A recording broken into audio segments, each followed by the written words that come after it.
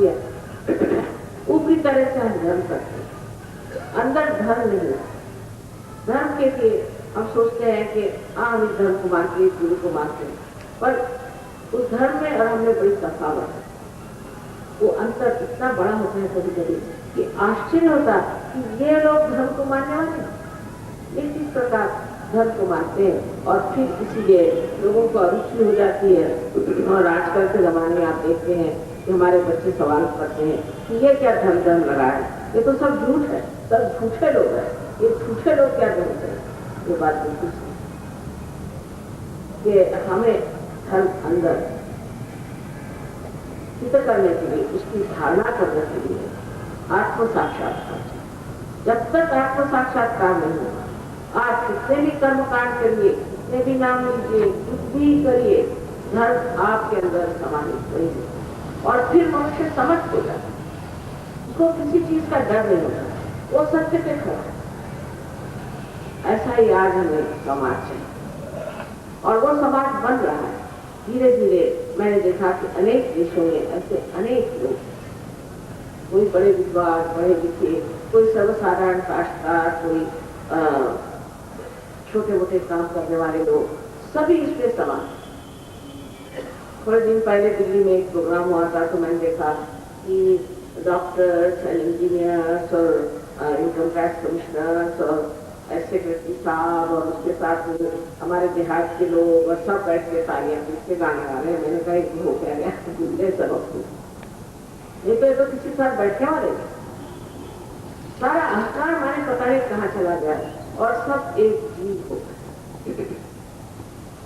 धर्म में भी जब आप उतरते हैं तो आप देखते हैं कि धर्म जो है उसके सारे तत्व एक ही आधार पर, आध्यात्म के पेड़ पर उगे हुए ये अलग अलग सुंदर फूल है जो हमने तोड़ लिए और तोड़कर लग रहे हैं ये हमारा, ये हमारा, ये हमारा। किंतु सारे का तत्व सार अध्यात्म, और अध्यात्म में जब आप करते हैं तो देखते हैं कि सब धर्मों के जो भी प्रेरक हो गए तो बड़े महान। आज आपको आश्चर्य होगा कि मुसलमान हैं हमारे यहाँ, वो गणपति की पूजा करते हैं और जून लोग जो है मोहम्मद साहब की पूजा करते हैं और ईसा की पूजा करते हैं। और ईसाई जो है वो आपके गणपति का सर्वश्रेष्ठ ऐसे सुना दे कि आप आश्चर्य कर ले। आदि शंकराचार्य का सारा ऐगिरी नंदिनी का जो हम लोग नहीं गा सकते वो इतना सुंदर से सुना दे। आप तो देखिएगा इसके अगले साल में उन सबको यहाँ लाऊंगा और आप आश्चर्य करें ये लोग किस तरह से इन्होंने हमारी सभ्यता को, हमारी संस्कृति को इतना आसानी से आपके पास ले लिया। नहीं तो एक शब्द भी अंग्रेजी का बोलना माने कठिन नहीं था, हिंदी का बोलना कठिन। अंग्रेज लोगों को अगर एक भी शब्द हिंदी का सिखाना है तो कम से कम 1 महीना उस पर भी हो देता। और अब ऐसा देखा गया है कि ये लोग पता नहीं हिंदी में कविताएं भी बनाने लगे। तो आपके भारत की सभ्यता जो है सारे संसार में है, हम चाहे से वंचित हो रहे हैं, लेकिन वो अपनी भी सभ्यता में जो खराबियां हैं वो सहयोग में पूरी तरह से निकल जाए।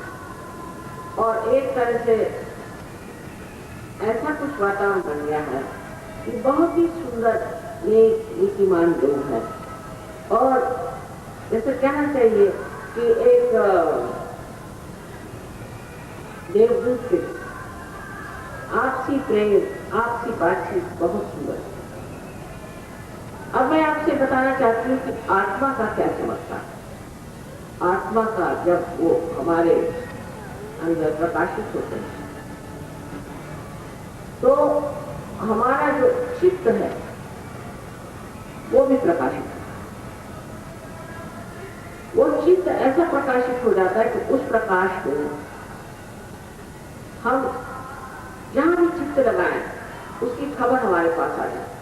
जैसे यहाँ बैठे बैठे हम सोचे कि ये साहब है, उनको क्या शिकायत, तो फौरन आपको ये पता चल जाएगा कुछ।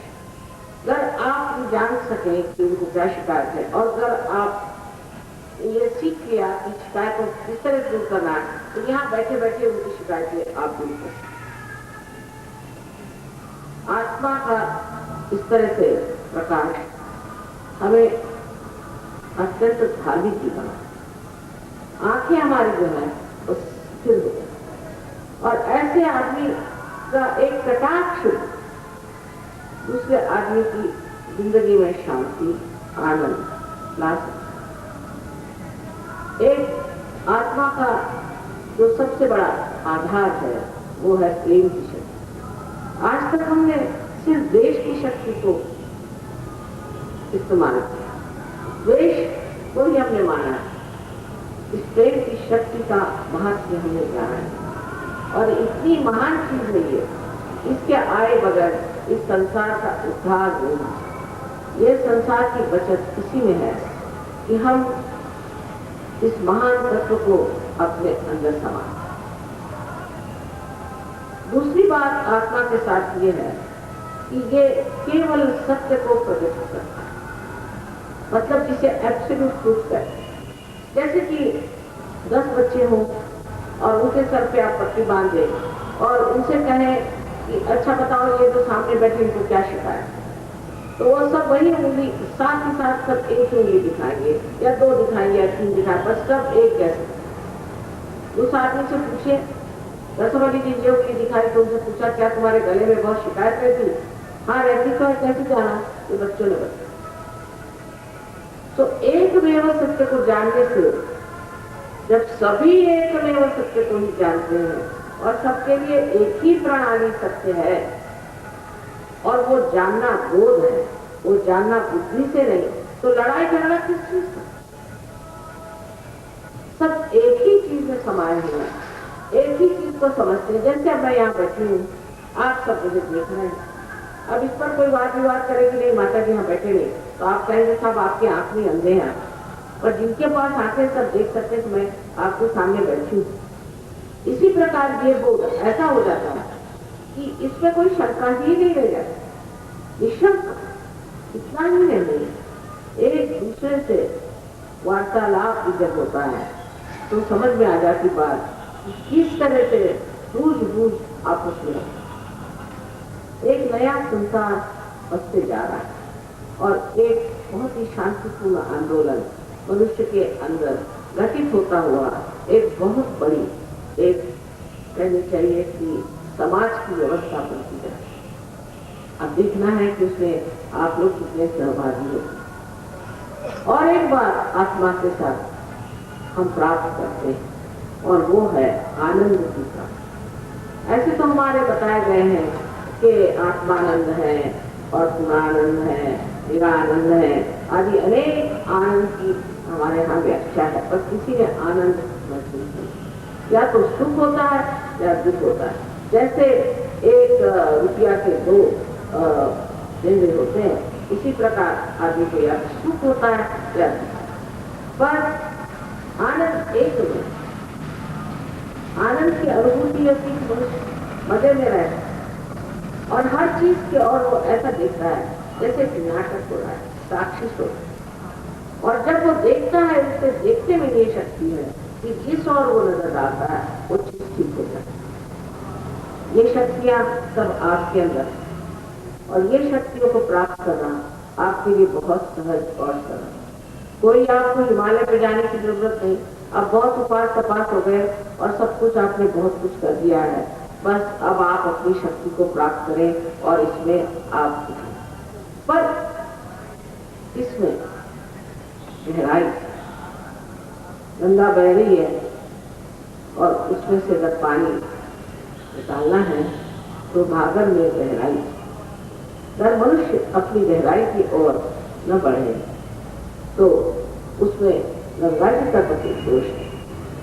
दोष तो उस इंसान का है जिसने बहुत ही छोटी सी गागर गाई हुई और उस कहता है कि देखो इतनी बड़ी गंगा है और मुझे कुछ पानी।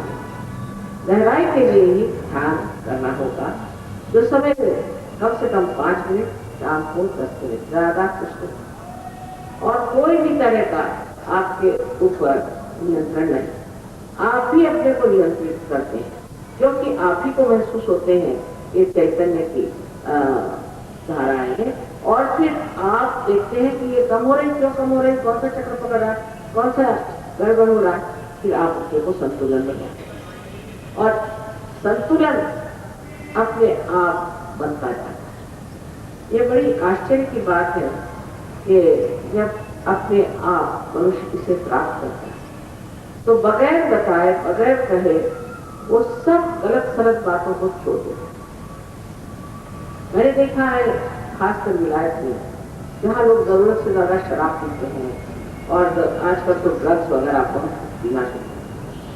सहयोग में पार होने के बाद दूसरे दिन सारे ड्रग्स होते, ड्रग्स पीते ही नहीं, लेते ही नहीं। मैं किसी से कुछ नहीं कहती, अगर वहाँ किसी से कहो कि शराब नहीं पीना है तो सब लोग उसके चले जाएगा, वहाँ समझना मुश्किल है कि शराब नहीं, पर कहने की जरूरत ही नहीं, वो अपने ही आप उसे छोड़ ही देते हैं, जो कि आत्मा के प्रकाश से मनुष्य देखता है कि ये चीज हमारे लिए घातक है, गंदी है, खराबी है।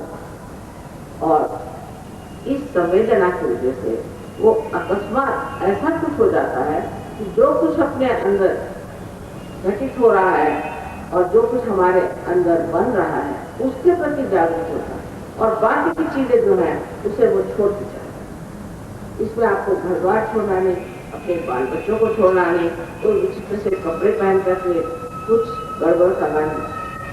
जहाँ आप हैं जैसे हैं आप इसे प्राप्त कर सकते हैं, क्योंकि ये आपका जन्म सिद्ध है। आज